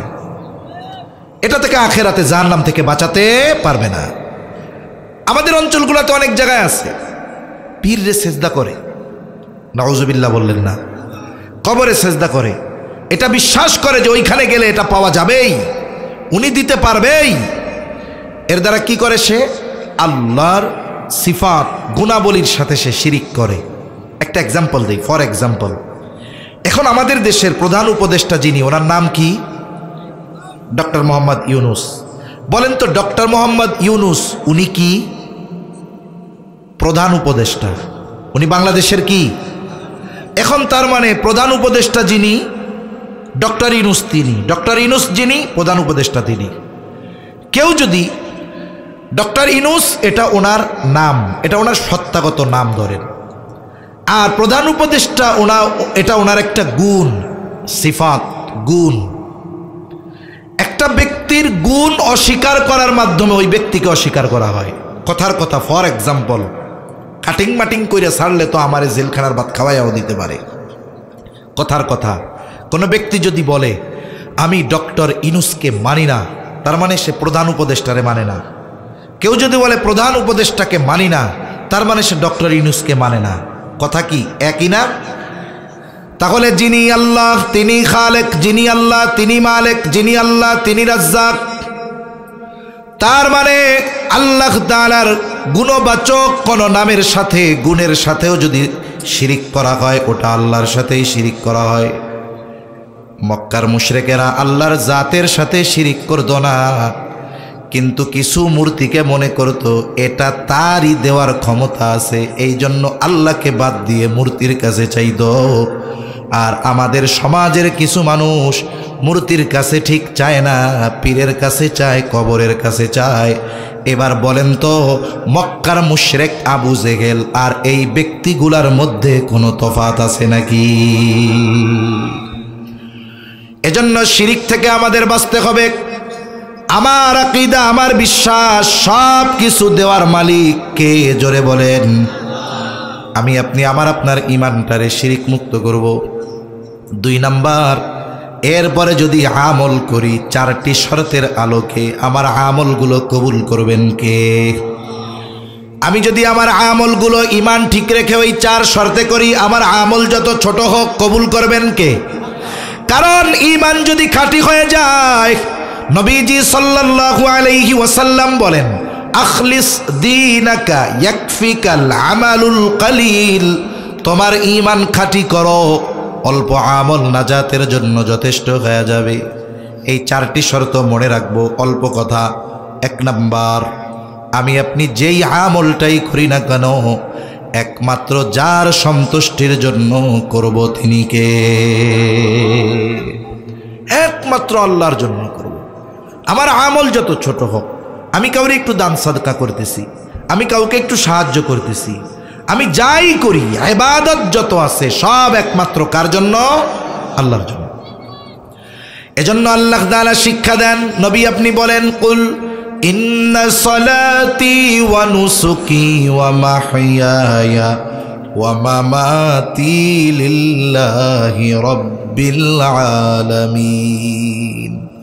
আল্লাহ তাআলা বলেন, নবী আপনি বলেন, ইন্না সালাতি, নিশ্চয় আমার নামাজ, ওয়া নুসুকি আমার কুরবান, ওয়া মাহইয়ায়া আমার জীবন, ওয়া মামাতি আমার মরণ, একমাত্র কার জন্য?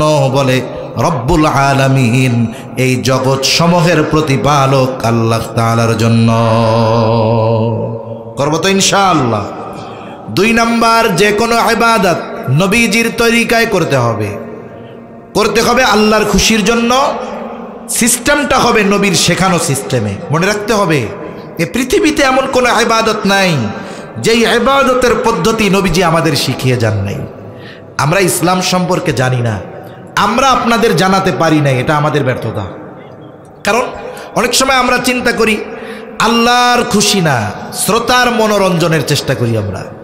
আমরা চেষ্টা করি আমি যাওয়ার পরে যেন আমার ওয়াজ শুই না তারা আমার কয়, হুজুর ওয়াজ যা করছে, গরম ওয়াজ ফাটাই ফেলছে। আর একজন যেন বলে, আরে বেটা হাসাইতে হাসাইতে সাইজ করে ফেলছে।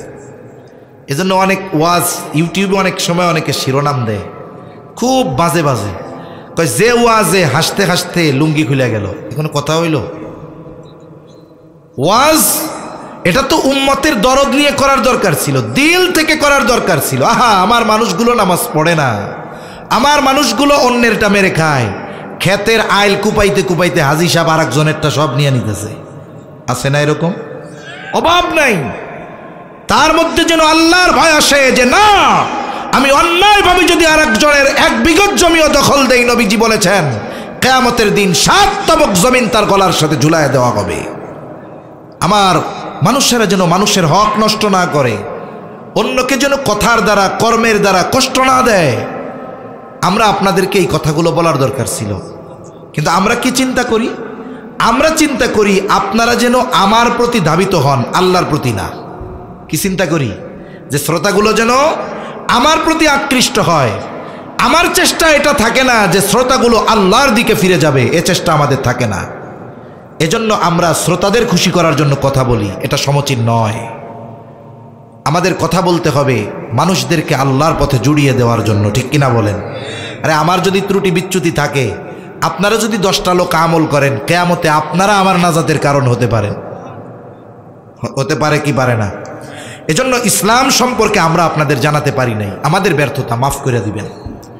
ইসলাম এমন এক জীবন দর্শন, জীবন ব্যবস্থা, যেখানে রাতের বেলা বাতি নিভিয়ে ঘুমাতে হবে, এটাও ইসলাম শিখিয়েছে। সুবহানাল্লাহ বলে না? নবীজি সাল্লাল্লাহু আলাইহি ওয়াসাল্লাম তিরমিজির হাদিস বলেছেন, বাতি নিভিয়ে ঘুমাও রাতের বেলায়। নবীর সময় কি কারেন্টের বাতি ছিল নাকি? তেলের বাতি ছিল। আপনাদের এদিকে কি বলে তেলের বাতি রে? বাতি বলে না? তেলের বাতি, তেলের বাতি, হারিকেন, তেলের বাতি। আমাদের ওস্তাদরা বলতেন কমপক্ষে তো 2টা কারণ পাওয়া যায় বাতি নিভাতে বলার। 1 নাম্বার কারণ, সারা রাত যদি বাতি জ্বলে, আপনি ঘুমায়া আছেন, বাতি জ্বলতেছে, এতে কি হবে? অপচয়। আর অপচয়কারী কার ভাই? শয়তানের ভাই। 2 নাম্বার, আপনার তেলের বাতি আছে, ইঁদুর বা বিড়াল ধাক্কা দিয়া ফালায়া দিল, আপনার কাপড়ে লাগলো, বিছানায় লেগে গেল, আগুন ধরে জীবন নাশের আশঙ্কা আছে। এখন আপনার তো তেলের বাতি নাই, লাইটের বাতি। এটা যদি কারেন্টের বাতিও সারা রাত জ্বালায় ঘুমান, অপচয় হবে কি হবে না? কি করবেন? আপনিও করবেন, বাসায়ও শিক্ষা দিবেন যে শোনো, রাতে তো বাতি বন্ধই করি। নবীজি হাদিসে আসছে, নবীজি বলছে বাতি নিভায়া ঘুমাবা। এজন্য যখন বাতি নিভাবা তখন নিয়ত করবা, মনে মনে চিন্তা করবা, লাইটটা নিভাচ্ছি ঘুমাতে যাব এই জন্য না, লাইটটা নিভাচ্ছি নবী বলছেন এই জন্য। নিয়ত করবা এটা, বিসমিল্লাহ বলে সুইচ বন্ধ করবা। বলে এই যে সুইচটা বন্ধ করে বাতি নিভাইলা, এটাও ইবাদত। সুবহানাল্লাহ বলেন। নবীজি বলেছেন রাতের বেলা বিছানা ঝাড়ু দিয়ে ঘুমাবা, কমপক্ষে লুঙ্গির নিচ দিয়ে হলেও ঝাড়ু দিবা। এর দ্বারা আবার এইটা উদ্দেশ্য না যে লুঙ্গি দিয়েই ঝাড়ু দিবেন, এটা হলো গুরুত্ব বোঝানোর জন্য নবীজি বলছে যে ঝাড়ু টাড়ু কিচ্ছু নাই, লুঙ্গি দিয়া হইলেও ঝাড়ু দিবা। বাসায় প্রত্যেকেরই কম বেশি ম্যাট্রেস যত কম দামি হোক আর কিছু না থাক, খালি পাটির উপরে ঘুমাইলেও তো ঝাড়ুটা দেয়, ঠিক না? আপনি বাসায় গিয়ে শিখাবেন যে দেখো নবীজি বিছানা ঝাড়ু দিয়া ঘুমাইতে বলছে, ঝাড়ু তো দিবাই। ঝাড়ু দেওয়ার সময় নিয়ত করবা যে ঝাড়ু দিচ্ছি ময়লা পরিষ্কারের জন্য না, নবীজির সুন্নাহ, নবীজি বলছে এই জন্য। তাহলে কি হবে? বলে এটাও ইবাদত হয়ে যাবে। সুবহানাল্লাহ বলেন।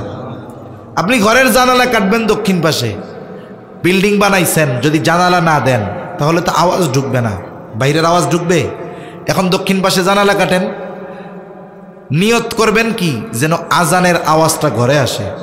আপনি যদি এই নিয়তে জানালা কাটেন তাইলে মনে হয় দক্ষিণের বাতাস আর ঢুকবে না, মনে হয় ঘরে ঢুকবে নাকি বাতাস বলবে দূর মিয়া তুমি আজানের আওয়াজের জন্য কাটছো, আমি বাতাস তোমার ঘরে যাব না। আপনি কাটলেন যেন আজানের আওয়াজ আসে, এই জন্য আমি যেন নামাজে যাইতে পারি, বাতাস এমনিই আসবে। এজন্য আমাদের নিয়তটা যদি আমরা শুধু একটু ডাইভার্ট করি, আমাদের কাজগুলাও ইবাদত হয়ে যাবে। সুবহানাল্লাহ। তাহলে ইবাদত কার তরিকায় করব? নবীর তরিকায়। 3 নাম্বার, যেই ইবাদত করব সেই ইবাদতের ইলমগুলো অর্জন করব। যেমন নামাজ পড়বেন, নামাজের যতগুলো ফরজ আছে, বলেন তো ফরজ যদি ছুটে যায় নামাজ হবে? নামাজের বাহিরে ভেতরে 13 ফরজ, একটা ছুটলে নামাজ শেষ। এখন যেই নামাজি ফরজগুলো জানে না, নামাজের মধ্যে যদি তার ফরজ ছুটে যায় সে টের পাবে না। টের পাক আর না পাক তার নামাজ কিন্তু থাকবে না। নামাজের ওয়াজিব 14টা, 14টি ওয়াজিবের মধ্যে থেকে যদি একটিও ছুটে যায় সাহু সেজদা দিতে হবে, নাইলে নামাজ হবে না। এখন যদি নামাজি নামাজের ওয়াজিব 14টা না জানে তাহলে সে সাহু সেজদা দিবে না, কারণ ওয়াজিব ছুটলে সে টের পাবে না। সে টের পাক আর না পাক, ওয়াজিব ছুটে গেল সাহু সেজদা দিল না, তার নামাজও হবে না। নামাজ ভঙ্গের 19টি কারণ। বলে একটি কারণ যদি পাওয়া যায় নামাজ ভেঙে যাবে। যদি নামাজি নামাজ ভঙ্গের 19 কারণ না জানে, নামাজের মধ্যে নামাজ ভঙ্গের কারণ পাওয়া যাবে, সে বুঝতে পারবে না। সে বুঝুক আর না বুঝুক, তার নামাজ কিন্তু থাকবে না। দেখেন, অজু ভঙ্গের কারণ জানতে হবে, কারণ অজু যদি ভেঙে যায় নামাজ থাকবে না। আবার গোসলের ফরজ জানতে হবে, অজুর ফরজগুলো জানতে হবে, কারণ গোসল যদি না হয়, যদি ফরজ জুনুবি গোসল হয়, ফরজ গোসল হয়, যদি গোসল না হয় এরপরে অজু করলেও পবিত্রতা হবে না, নামাজও হবে না। অজুর ফরজগুলো যদি ঠিকমতো আদায় না হয়, পবিত্রতা হবে না, নামাজও হবে না। এই জন্য তাহারাত ইবাদত সম্পৃক্ত মাসলা মাসাইলগুলো আমাদের জানার দরকার আছে না নাই? প্রত্যেক মুসলমানের জন্য এগুলো জানা ফরজ। কেমনে জানবেন? বাচ্চাদের প্রথম মাদ্রাসায় দিবেন, নুরানি মাদ্রাসার থেকে ওরা এগুলো জানলো। বড়রা কেমনে জানবেন? সময় থাকলে দাওয়াত ও তাবলীগে সময় দিবেন। কাজকর্ম আছে, বাইরে যাওয়া যায় না, এশার নামাজের পরে তো কমপক্ষে ফ্রি থাকেন। মসজিদের ইমাম সাহেবরে যদি বলেন যে হুজুর আমরা তো এইগুলো ঠিকমতো জানি না, এক কাজ করেন এশার নামাজের পরে আমাদের আধা ঘন্টা করে টাইম দেন, আমরা আপনার কাছ থেকে এই বিষয়গুলো শিখি। নাইলে এবাদত তো নষ্ট হলেও আমরা টের পাইতেছি না। কিন্তু আমাদের অবস্থা কি? আমাদের বাজারগুলো এশার নামাজের পরে, মাগরিবের নামাজের পরে ভরপুর, মসজিদে লোক নাই। ঠিক কিনা কন? আমরা কি চিরদিন বাইচা থাকবো না মরতে হবে? নাকি মরার টাইম জানা আছে যে মরার 2 দিন আগে তাওবাতিল্লাহ করে ভালো হয়ে যাবো? জানা আছে কারো? তাহলে কেন আমরা এটা করি না? ইমাম সাহেবকে বললে ইমাম সাহেব কি বলবে যে আমি পারবো না? বলবেই কথা। সেজন্য আমরা যাবো তো ইনশাল্লাহ, শিখবো তো। যেই এলাকার যেই মহল্লার যার জানা নাই আপনি ইমাম সাহেবরে বলবেন। অনেকে লজ্জা পায়, চিন্তা করে ইমাম সাহেবের উপরে মাঝে মধ্যে একটু গরম কথা কই, এখন আমি যে দোয়ায় কুনুত পারি না, এটা যদি হুজুর জানে আমার ইজ্জত থাকবো? আরে ভাই, আপনি যদি এইটুকু লজ্জা করে এগুলো না শিখেন, সূরা কেরাত শুদ্ধ না করেন, আপনার আমার যদি ইবাদত না হয়, আখেরাতে শাস্তি আছে না নাই? এখন আমারে বলেন, আখেরাতের শাস্তি ভালো না দুনিয়ায় একটু লজ্জা পাওয়া ভালো? দুনিয়া একটু লজ্জা পাওয়া ভালো না? দিন শেখার জন্য লজ্জা কিসের মিয়া? আমি জানি না, শিখবো, এর জন্য লজ্জা করব না। আমরা ইমাম সাহেবদের কাছ থেকে শিখব। 4 নম্বর শর্ত। ইবাদত কবুলের কয় শর্ত কইছি? 4 শর্ত।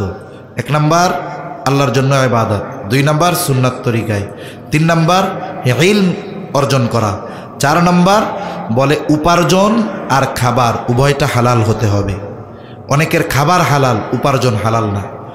এজন্য কাসবে হালাল, হালাল উপার্জন করা এটা ইবাদত। নবীজি বলেন কাসবুল হালালি ফরিদাতুম বাদাল ফরিদা, ফরজ ইবাদতের পরে অন্যতম ফরজ ইবাদত হলো হালাল উপার্জন করা। একটা ব্যক্তি 5 ওয়াক্ত ফরজ নামাজ ঠিকঠাক মতো পড়ে, এরপরে নফল ইবাদত করার তার টাইম নাই, হালাল উপার্জনের জন্য হালাল কর্ম করে, বলে ওই লোকটা হালাল উপার্জনের নিয়তে যখন হালাল কর্ম করবে, বলে ওই আমলটাও ওই কর্মটাও তার আমল নামায় ইবাদত বলে গণ্য হয়ে যায়। এজন্য আমাদের সমাজের মানুষের একটা বদভ্যাস আছে। বদভ্যাসটা কি? আমরা অনেক সময় ছোট পেশার মানুষ যারা, আমাদের দৃষ্টিতে যেটা ছোট পেশা, কোনো হালাল পেশা ছোট না, তাকে লজ্জা দেওয়ার জন্য অনেক সময় আমরা তার কর্মটাকে সামনে আনি, তার পরিচয় নাম জানা থাকার পরেও। গ্রামের মধ্যে সালিশ হয় না অনেক সময়? আমাদের গ্রামে হয়। অ্যাডভোকেট থাকে, প্রফেসর থাকে, মাদ্রাসার মোহতামিম থাকে, ডাক্তার থাকে, ইঞ্জিনিয়ার থাকে, এলাকার বাসিন্দা হিসাবে একজন ভ্যানওয়ালাও আছে। ওই জায়গায় সবাই শিক্ষিত, একমাত্র ভ্যানওয়ালা অশিক্ষিত, তার প্রাতিষ্ঠানিক শিক্ষা নাই। গ্রামে অনেক মুরব্বী আছে, আমি গ্রামে গেলে মুরব্বীদের সাথে থাকি, অনেক কিছু শেখা যায়। সালিশ দেখছি, অনেক সালিশ, কিছু মুরব্বী আছে 2 হাত হাঁটুর উপরে দিয়া মাথা 2 হাতে গুজা রাখে, এরকম। অনেকজন শিক্ষিত মানুষ মিলে একটা জিনিসের সমাধান করে, হয় না। উনি 2.5 ঘন্টা পর মাথা একটা উঠাইয়া 2 কথা কয়, 2.5 ঘন্টায় ওনারা যা পারে নাই 2 কথায় কমপ্লিট। এরকম মুরব্বী আছে না কিছু? কিন্তু ওই মুরব্বীরে যদি বলেন চাচা আপনার নামটা একটু কলম দিয়া লেখেন তো, উনি বলবে বাবা এটা আমার দ্বারা সম্ভব না, টিপসই ছাড়া আমি পারব না। কিন্তু আল্লাহ তাআলা ওনাকে আউট নলেজ দিছে। একটা মানুষ প্রাতিষ্ঠানিক শিক্ষা না থাকলে আল্লাহ তাআলা তাকে অন্য দিক দিয়ে বুঝ দিতে পারে। এখন শিক্ষিত মানুষটা সমাধান করতে পারতেছে না, এখন ওই রিক্সাওয়ালা ভ্যানওয়ালা ও বলতেও ভয় পায়, চিন্তা করে যে এরা সবাই অ্যাডভোকেট উকিল শিক্ষিত, মানে আমি যদি বলি কি বলবে। যখন দেখে সমাধান হয় না, বলে চাচাজান আমি একটা কথা কই, আমার কথাটা একটু শুনেন। আরেকজন ধমক দিয়ে বড় ভ্যানওয়ালা চুপ কর, এই জায়গায় এত বড় বড় শিক্ষিতরা রয়েছে, তারা সমাধান দিতে পারে না, এই যে ভ্যানওয়ালা আমাকেও সমাধান দিতে। এরকম লোক আছে না নাই? আচ্ছা, এই লোকটা তো পরিচিত মানুষ, আপনি তার নাম ধরে উদ্দেশ্য করে বলতে পারতেন, তার কর্মটাকে সামনে আনলেন কেন? কর্মটাকে কেন সামনে আনলেন? ভ্যানওয়ালা কেন বললেন? ওর তো নাম আপনি জানেন। তার মানে কি, তার কর্মটাকে সামনে এনে তাকে লজ্জা দেওয়াই আপনার মূল উদ্দেশ্য। এজন্য কোনো ব্যক্তির কর্ম যত ছোট হোক, সেটা যদি হালাল হয়, কর্মের কারণে তাকে আমরা তিরস্কার করব না। এই পৃথিবীর বড় বড় বুজুর্গ অতীতে গেছেন, যাদের জীবনের কর্ম ছিল কি? মাছ ধরা। এই পৃথিবীর বড় বড় মনীষী আছে, অমুসলিমদের মধ্যেও। বাদাম ব্যস্ত মনে হয় আব্রাহাম লিঙ্কন, নাকি বাদাম বিক্রি করতো মনে হয় এক সময়, কিন্তু সে আমেরিকার প্রেসিডেন্ট হয়ে গেছে। আমাদের পাশের দেশের প্রধানমন্ত্রী চা ব্যস্ত, সেও প্রধানমন্ত্রী হয়ে গেছে। এজন্য মনে রাখতে হবে, কারো কর্ম যদি বৈধ হয়, হালাল হয়, কর্মের কারণে তাকে তুচ্ছ করব না। এজন্য উপার্জনটা হালাল করব, খাবারটা হালাল খাবো। কারো খাবার উপার্জন যদি হারাম হয়, বড় বড় অনেকগুলো ক্ষতি। 3টা ক্ষতি বলি। 1 নাম্বার ক্ষতি, তার দোয়া কবুল হয় না। কি কবুল হয় না? জোরে বলেন। 2 নাম্বার, তার ইবাদত কবুল হয় না। 3 নাম্বার, সে জান্নাতে প্রবেশ করতে পারবে না। নবীজি বলেন, লা ইয়াদখুলুল জান্নাতা জাসাদুন গুযিয়া বিল হারাম। তাহলে ঈমান শিরিক মুক্ত আমল করব কয় শর্তের আলোকে? 1 নাম্বার আল্লাহর জন্য, 2 নাম্বার নবীজির তরিকায়, 3 নাম্বার ওই ইবাদতের বা ইলম অর্জন করব, 4 নাম্বার হালাল খাবো, হালাল উপার্জন করব। হালাল যদি কেউ হারাম খায়, 3টা ক্ষতি। কয়টা ক্ষতি? 1 নাম্বার ক্ষতি, দোয়া কবুল হয় না। 2 নাম্বার ইবাদত কবুল হয় না। 3 নাম্বার জান্নাতে যেতে পারবে না। এইভাবে যদি কোনো নারী পুরুষ তার জীবন অতিবাহিত করে, আল্লাহ তাআলা দুনিয়া আখিরাত উভয় জাহানে পুরস্কার রাখছে। দুনিয়ায় কি দিবে? আল্লাহ বলেন, ফালানুহিয়ান্নাহু হায়াতান তাইয়্যিবা। 5 মিনিটের মধ্যে কথা শেষ, একটু খেয়াল দিয়া শুনি। অনেক সময় দেখবেন ইমাম সাহেব, খতিব সাহেব দোয়া করে, আল্লাহ অমুককে আপনি হায়াতে তাইয়্যিবা দান করেন। হায়াতে তাইয়্যিবার তাফসীর কি? বলে হায়াতে তাইয়্যিবার এক ব্যাখ্যা, বলে শান্তিময় পবিত্র জীবন। বড় রাজপ্রাসাদের মধ্যে শান্তি নাই যদি তার ঘরে শান্তি না থাকে।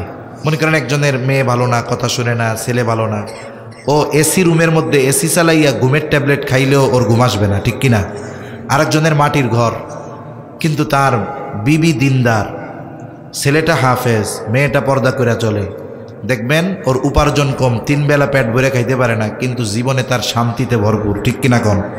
তার জীবনে কোনো অপবিত্রতা নাই, গুনাহ নাই। এই যে পবিত্র, শান্তিময় পবিত্র জীবন।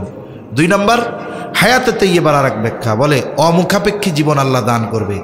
মানুষের কাছে চাওয়া লাগবে না, তাকে তার প্রয়োজন মেটাবেন কে? আল্লাহ। আবার যতটুকু দিবে আল্লাহ, ততটুকুতে সে সন্তুষ্ট থাকবে। আল্লাহ তাকে স্বল্পে তুষ্টতা দান করবে। মনে রাখবেন, নবীজি বলেন, বনি আদমের পেট কবরের মাটি ছাড়া ভরবে না। 1 জমিন যদি স্বর্ণ পায়, ও কবে আরেকটা হইলে ভালো হইতো। কিন্তু স্বল্পে তুষ্টতা যদি পাওয়া যায়, যতটুকু আছে ততটুকু নিয়ে সে খুশি থাকবে। অন্যেরটা দেখে সে হিংসা করবে না, পরশ্রী কাতরতা তার মধ্যে থাকবে না, চাহাত থাকবে না, লোভ থাকবে না। যতটুকু পাবে ততটুকুতেই সে সন্তুষ্ট থাকবে। এরপরে আল্লাহ কি দিবে? বলে ইবাদতের মজা দান করবে। অনেকে তো নামাজ পড়ি না আমরা, অনেক ভাই আছে, কিন্তু অনেক বুড়া মানুষ, খুনা মানুষ, চামড়া ঝুলে গেছে। উত্তরবঙ্গের প্রচণ্ড শীতকে উপেক্ষা করে গভীর রজনীতে ঠান্ডা পানি দিয়ে অজু করে ফজরের নামাজে আসে, এমন মুরব্বী আছে না নাই? ওই মুরব্বীরা জিজ্ঞাসা করবেন ইবাদতের মজা কি? এটা হলো হায়াতে তাইয়্যিবা। আখিরাতে আল্লাহ কি দিবে? ওয়ালানাজজিয়ান্নাহুম আজরাহুম বিআহসানি মা কানু ইয়ামালুন। আমাদের হায়াত 60 থেকে 70 বছর। একটা ব্যক্তি যদি তার এই গোটা 70 বছর প্রাপ্তবয়স্ক হওয়ার পর থেকে নিয়ে কোনো গুনাহ না করে, একেবারে এই গোটা 70 বছর বালেগ হওয়ার পর থেকে নিয়ে যদি একভাবে ইবাদত করতে থাকে, যত সওয়াব তার হবে বলে আল্লাহ প্রদত্ত একদিনের নেয়ামতের মূল্য ওই 70 বছরের ইবাদত দিয়ে পরিশোধ করতে পারবে না। এজন্য আমরা কেউ ইবাদত দিয়া জান্নাতে যাইতে পারবো না। মূলত জান্নাতে যাব আল্লাহর গোলামির মাধ্যমে। এজন্য আল্লাহ বলেন ওয়ালা নাজজিয়ান্নাহুম আজরাহুম বিআহসানি মা কানু ইয়ামালুন। দুনিয়ায় দিবে হায়াতে তাইয়্যিবা, আখিরাতে কি দিবে? বলে ওয়ালা নাজজিয়ান্নাহুম আজরাহুম বিআহসানি মা কানু ইয়ামালুন। এই দুনিয়ায় আমরা যে আমল করেছি, আমলের তুলনায় অতি উত্তম প্রতিদান আমাদের দিবেন কে? তার মানে জান্নাত দিবে। জান্নাতে কি আছে? বলে মন যা চায় তাই আছে। কি আছে বলেন? মন যা চায় তাই আছে। আল্লাহ তাআলাও বলেন হাদিসে কুদসি আ'আদতু লিইবাদিয়াস সালিহিন মা লা আইনুন রাআত ওয়ালা উযুনুন সামিআত ওয়ালা খাতারা আলা কলবি বাশার। আল্লাহ তার বান্দাদের জন্য, নেককার বান্দাদের জন্য এমন জান্নাত তৈরি করে রাখছে, মা লা আইনুন রাআত, দুনিয়ার কোনো মানুষ ওই জান্নাত দেখে নাই, ওয়ালা উযুনুন সামিআত, ওই জান্নাতের প্রকৃত নিয়ামতের কথা কোনো কান শ্রবণ করে নাই, ওয়ালা খাতারা আলা কলবি বাশার, কিছু জিনিস আছে দেখি নাই, কল্পনা করা যায়। বলে জান্নাতের নিয়ামত এরকম যে দুনিয়ার কোনো মানুষের অন্তর এটা কল্পনাও করতে পারে না। সুবহানাল্লাহ। তাহলে আমরা কি করব? ইমানকে পরিশুদ্ধ করে ওই 4 শর্তের আলোকে আমল করব তো ইনশাআল্লাহ, করব তো ইনশাআল্লাহ। আল্লাহ তাআলা আমাদের তৌফিক দান করেন। সকলে বলি আমিন।